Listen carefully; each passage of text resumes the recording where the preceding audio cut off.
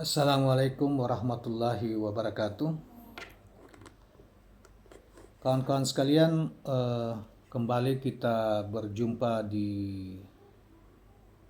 channel Jejak Semesta 65. Mudah-mudahan kita semua dalam keadaan sehat walafiat, selalu dalam lindungan Tuhan yang Maha Kuasa, sehingga kita bisa melaksanakan aktivitas kita sehari-hari dengan lancar dan baik. Saudara, kali ini kita akan mengemukakan satu esai yang ditulis oleh Profesor Dr. Komarudin Hidayat. Tentu bagi kita yang pernah menempuh pendidikan tinggi di Indonesia, khususnya pendidikan studi-studi yang berorientasi pada studi-studi tentang Islam, bagi kita tidak asing nama yang menulis esai ini, yaitu Profesor Dr. Komarudin Hidayat. Komarudin Hidayat adalah seorang intelektual muslim di Indonesia yang cukup produktif di dalam bidang menulis. Misalnya telah memproduksi beberapa buku yang misalnya psikologi agama beragama, kemudian perspektif beragama masa depan yang tahun 90-an sudah ditulis itu, yaitu agama perennial, agama dan perennialisme.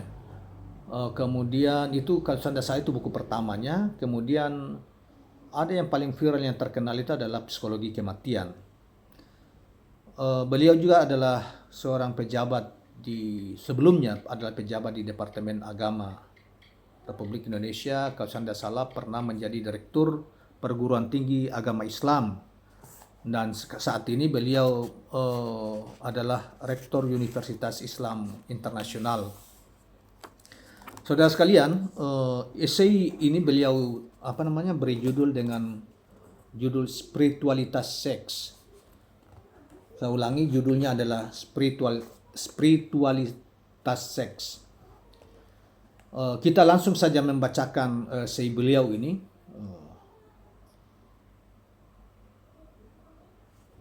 Yaitu, sepanjang sejarah manusia senantiasa menghargai lembaga pernikahan sesuai dengan tradisi dan agama yang dianutnya. Oleh karena itu, kebutuhan dan loyalitas pada pasangan hidup senantiasa dijunjung tinggi bahkan oleh dunia hewan sekalipun.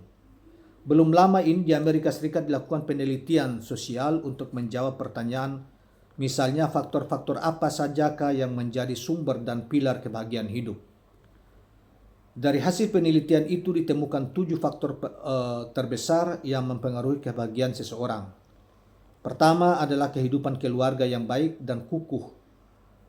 Kedua, 6 faktor lainnya adalah keuangan, kesehatan, relasi sosial, pekerjaan tetap, memiliki privasi, dan nilai-nilai kepercayaan yang diyakini.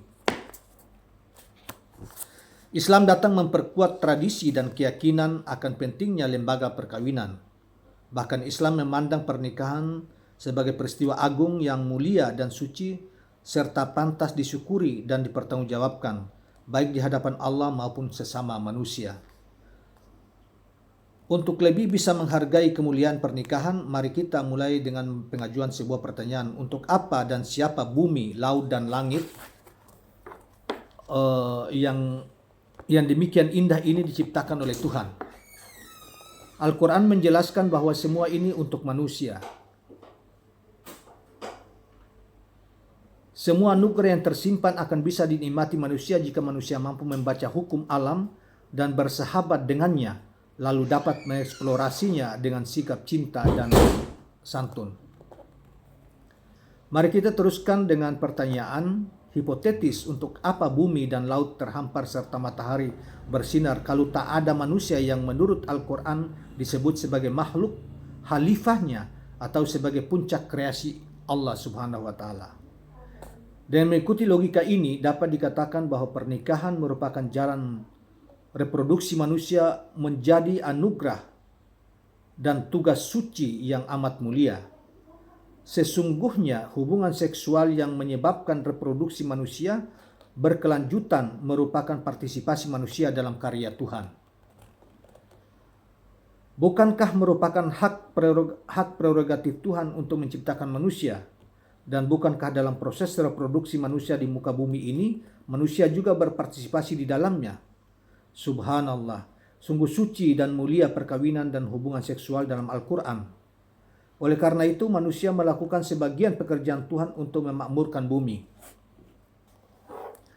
Konsep kesucian ini berkaitan erat dengan perintah menjaga kehormatan diri, yaitu menutup aurat dan memelihara lembaga pernikahan yang diikat oleh iman. Mengingat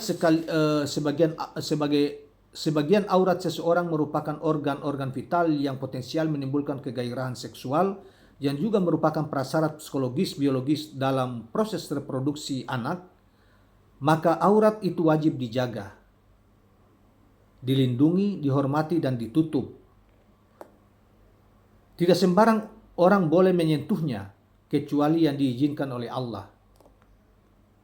Hal inilah yang membuat hubungan seksual suami istri sesungguhnya juga merupakan ibadah.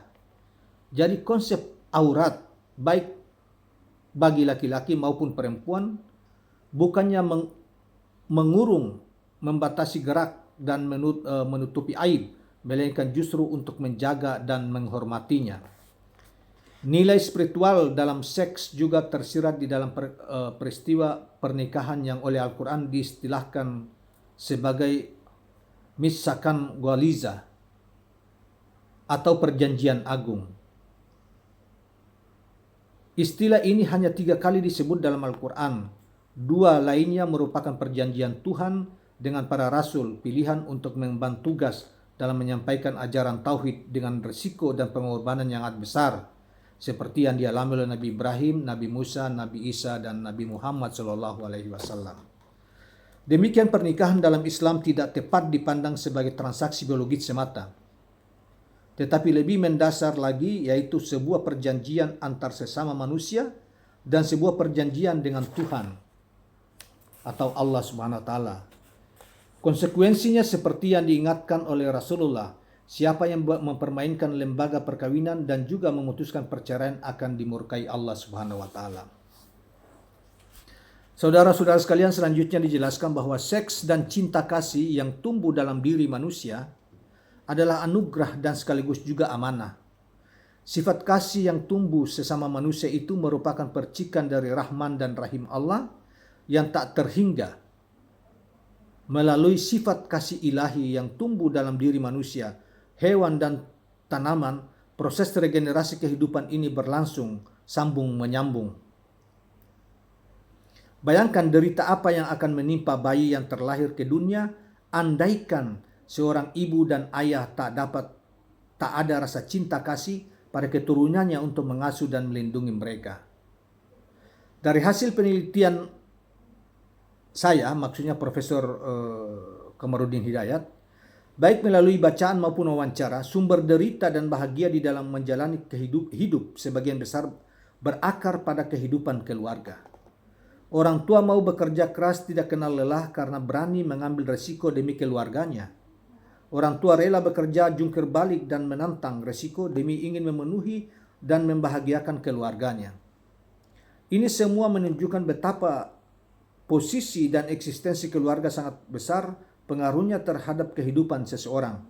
Dalam kaitan inilah barangkali tersimpan pesan fundamental ketika Allah Subhanahu wa taala memerintahkan Ibrahim untuk menyembelih Ismail, anak kandungnya yang sudah sangat lama dirindukan. Sungguh peristiwa ini sulit dicerna oleh akal sehingga hanya kekuatan iman dan cinta kasih pada Allah yang mampu menaklukkan logika Ibrahim, Hajar, dan Ismail. Drama Ibrahim ini memberi pelajaran pada kita bagaimana mengendalikan rasa cinta terhadap anak, keluarga, dan dunia agar tetap dibawa kendali iman dan kepasrahan kepada Allah Subhanahu wa taala.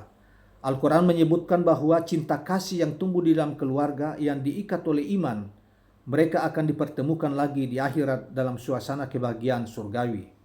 Al-Quran surat At-Tur ayat 21 dan An-Insyikak ayat 7 sampai 9. Jadi ikatan pernikahan dalam Islam merupakan ibadah dan akan berlangsung sampai akhir manakala diikat oleh iman. Saya ulangi, akan berlangsung sampai akhirat manakala diikat oleh iman. Oleh karena itu, pertemuan dua hati yang saling mencintai yang kemudian diteruskan dalam lembaga perkawinan adalah sebuah anugerah yang wajib disyukuri, namun akan dipertanggungjawabkan kelak di hadapan Tuhan yang Maha Kuasa. Di dalam Al-Quran surat Ar-Rum, serangkaian ayat secara sangat indah mengingatkan kita semua bahwa semua ciptaan Allah berupa lautan dan bumi seisinya tak akan punya makna apa-apa. Bahkan potensial menjadi sumber konflik dan perang kalau dalam kehidupan keluarga dan masyarakat tak ada lagi ikatan kasih sayang. Ikatan cinta kasih akan terpelihara bahkan berkembang jika dikembangkan dalam pernikahan dan institusi keluarga yang didasari dengan iman. Dalam mawaddah terdapat dorongan untuk mencintai, menikmati dan memiliki, sedangkan dalam rahmah terkandung dorongan untuk memberi dan mengayomi. Pertama yang patut kita syukuri adalah pasangan hidup, antara lain pemenuhan seksual. Kedua, kita ingin memberi dan membagi kasih sayang. Saudara sekalian, selanjutnya, jika pernikahan hanya semata untuk memenuhi kebutuhan biologis, seksual, kebahagiaannya hanya akan sebentar, mengingat semua kenikmatan fisik hanya berlangsung sebentar. Kenikmatan fisik masuk ke dalam kategori kenikmatan dunia. Dalam bahasa Arab, dunia berarti pendek atau dekat. Dana, dunia berasal kata dana, yang itu maksudnya dekat. Sekarang ini atau dekat, atau sekarang ini atau pendek. Oleh karena itu, siapapun yang menjadi kenikmatan duniawi, mengejar kenikmatan atau menjadikan kenikmatan duniawi sebagai rujukan utamanya, bersiap-siaplah untuk kecewa karena suatu persatu kenikmatan dunia akan menjauh dari kita dan ujungnya akan berpisah untuk selamanya.